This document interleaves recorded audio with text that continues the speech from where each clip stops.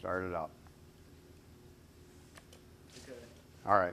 So today we're going to go over sweating copper together. I know some of you have already seen it when you helped me with sophomore tours, but I'm going to go over it again. Um, this to start out with, this to practice cutting to size, sweating something together. You're all going to get a print, and you're going to have to make something like this.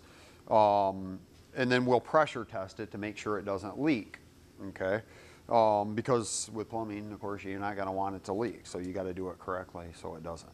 Austin said something earlier, he's seen some holes in here.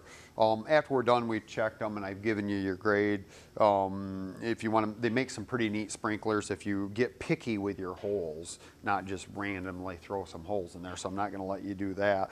But if you drill some little small holes around this, it makes kind of a neat pattern as a sprinkler.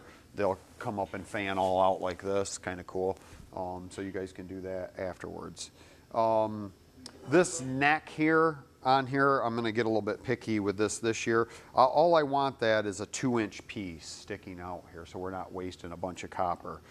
These people used about a 6-inch piece, so, or 5, 6, so 2 inches there is fine. Everybody's will be a different size. I like you to figure materials and work with numbers. So everybody's will be an individual size, so you have to figure it yourself, okay? But you're gonna have to tell me how much copper pipe you're gonna need to build this. I think on your print it shows a female fitting here. We are using male fitting instead. And the reason for that, this fitting is 50 or 60 cents. And the other fittings, for some reason, they jumped them up to about $5 a piece. So I just changed the fitting because of the cost. Starting out with your cutting, and I pulled this piece out on purpose. I want all of you to come and look at it. If you don't cut this correctly, this is what it does. They got a bunch of lines up this where they're cutting tool just kept walking up, and it makes it look like it's putting threads on there, like a bolt. That's because they didn't do it correctly. When you cut, and it doesn't matter, these cutters are the same. We've already kind of went over this. It has 2 bearings here, and it has a cutting wheel. You place your pipe where you want it, where the blade's going to come hit your line, but in between those two, I guess I'm not using that one because it's loose. Between those 2 bearing wheels, and bring your cutting wheel down to it. Okay, so it has to be in there like that. There. Copper's soft. You can't pinch down on it super hard. You snug it down, take a couple trips around, snug it a little bit more. Now all I'm snugging it, not even 1/8 of a turn at a time. If you go more than that, it'll end up bending your pipe, and then it won't fit your fitting. Is this what the kids came in and did? Yes, it is, kinda. Do you get to keep them when we're done? Huh? With that, with that? Yes, if you're gonna make it into a sprinkler and take your time and do a nice job with it. Okay, so then you just keep doing that around until it cuts your piece off.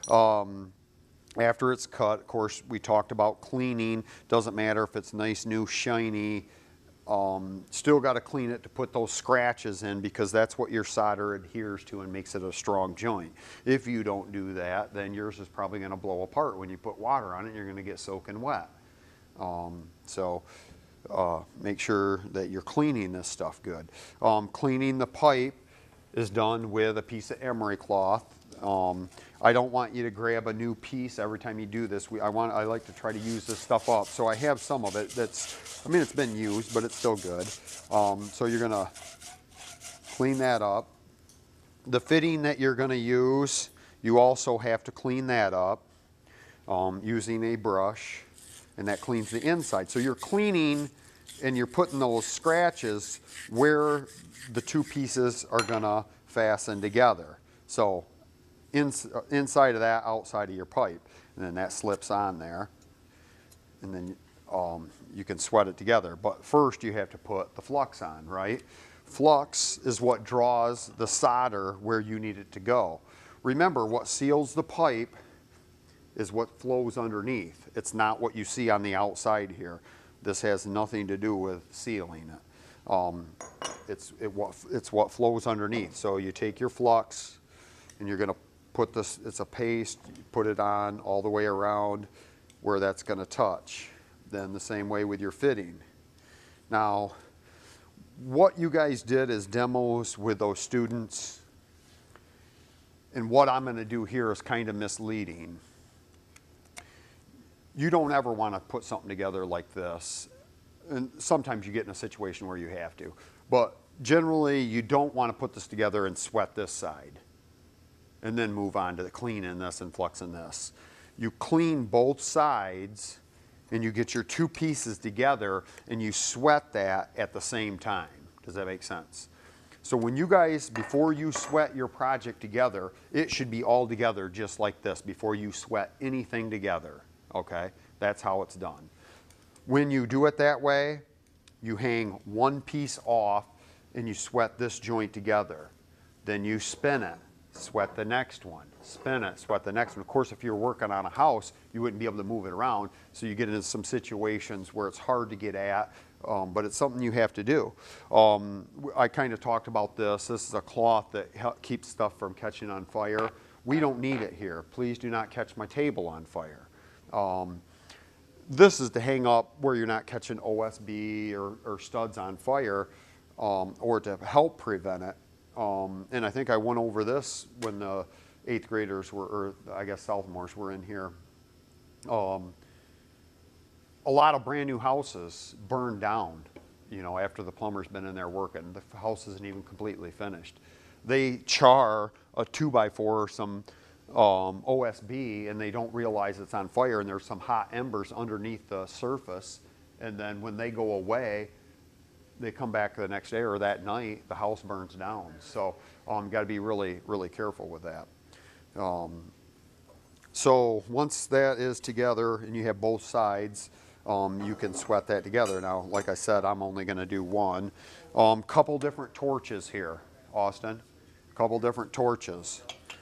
This particular head, and I do not want, this one got left on. I can hear it running, okay? This one you have to shut on and off every time turning this gas off, okay? Otherwise it's leaking gas out in here, okay? This one you do not. All you do is push the trigger, okay? When you let off the trigger, it shuts off, okay? But this one you have to shut on and off every time. Like I said, you should have your whole project together, clean, fluxed, before you start sweating anything. You can see this one here. You should see how much they heated this up. I mean, it turned black. You shouldn't ever have to do that to sweat your fittings together. Shouldn't have to get it that hot. Austin, can you go grab me a roll of that solder? I forgot to grab any. Why he's getting that, another method, you can buy this type of tool here too, does the same thing. I do not want you guys using these in here. I want you to use the emery cloth. But these are designed for two different size pipe, 3/4 and 1/2 inch. You just stick your pipe in there and this cleans your pipe also, rather than have to use the emery cloth. Does make it easier. You got everything together at once. You don't have to worry about this getting wet. A lot of times when you're working with plumbing, you get that paper wet and then you got to throw it out. But that'll also do that same thing that emery cloth's doing. But I don't want you guys using this. Austin, does it matter? It's solder.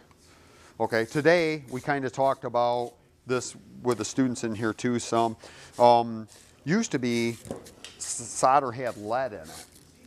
Your paste, your flux had some lead in it. Today you can't use that because lead's such a big deal with lead poisoning and that. So all of it today is pretty much lead free that you can buy.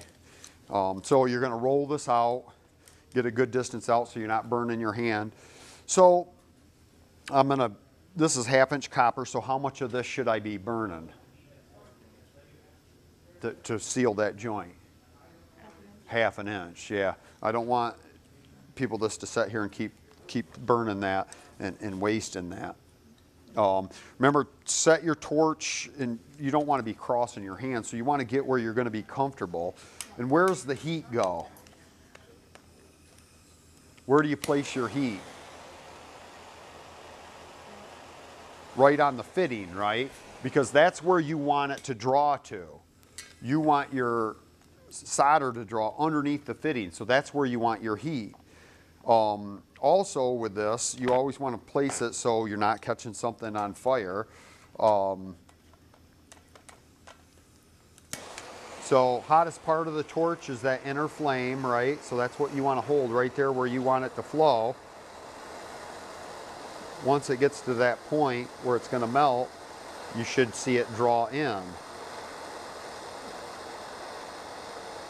You don't have to go all the way around it, but while it's still hot, what do you want to do to keep your joints nice? Wipe them, right? Should have a bucket of water out, but you can wipe that, get them burrs off. Remember, that's heats up really fast, it gets really hot, but it cools down really fast too. So if you got a bucket of water here, you can dip it in. What I would suggest is you ought to be able to move that around enough, reaching way back here without getting burnt, or if you got to use a rag to move it. I would not dip that thing every time. I wouldn't dip it till the end to cool it down. And the reason for that, a lot of times water, when you're trying to sweat something together, water and sweating copper together don't mix very good. And you would find that out if you were working on, say, your house, you wanted to add an outside spigot someplace. So you cut into the plumbing that's there. Well, what's already in that plumbing? Of course, you'd have to turn the water off. But there's going to be water in that line, and it's really hard to get every bit of that water out of the line. So you say you put a T in there because you cut into it, and you're going to tee off and go to where you want to go. When you're trying to sweat that together, when you put that heat to it, it not only draws that solder, it draws water for up in that pipe to where you're trying to sweat. And what will happen is it'll take and act like it took real good sometimes, but all it'll do is it'll suck and spit just a little bit of that water out. You won't even see it. And that makes a little pinhole in your joint. And then you turn the water back on and it leaks. They're really hard to get once water's in the line. So you got to be really careful to try to drain it all and make sure it's dry. Otherwise, it's hard to sweat that stuff together. So it's kind of the same concept. If you keep dipping this in that water, you're going to end up having issues with yours leaking. And that's why I say don't dip it till the end. But I do want you to have a bucket here, so in case we have to dip something or something gets caught on fire. So you're not going to hang it on them nails like we did when the students were in here. You're going to get it all together. Now remember, if you look at this, this is bigger than this. So what I don't want you to do, I mean, you got to pay attention so you get this thing flat. The part of your grade is going to be if that lays fairly flat, okay? So it should be flat at this point, and it is. This one was done fairly good. It's got a little rock here, but not bad. So they should come out square because you're building them to a certain size. Like I said, I only want a 2-inch stub here, and then you're going to use a male fitting instead of a female like the drawing shows. Does anybody have any questions with this? Okay. You can go ahead and shut that off.